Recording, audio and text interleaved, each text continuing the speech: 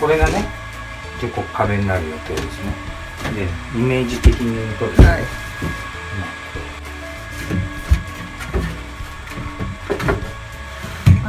さらに作るんだ。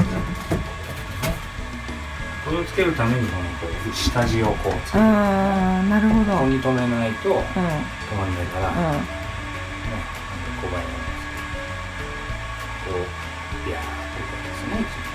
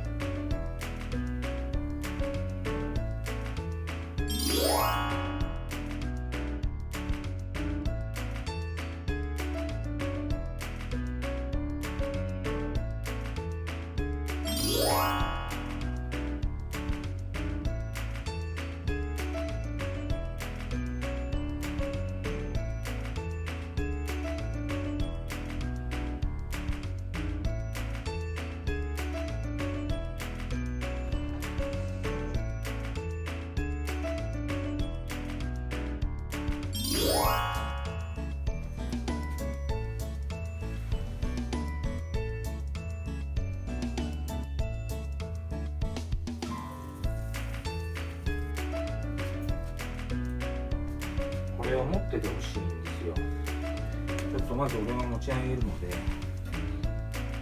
ゃんと今聞いてる。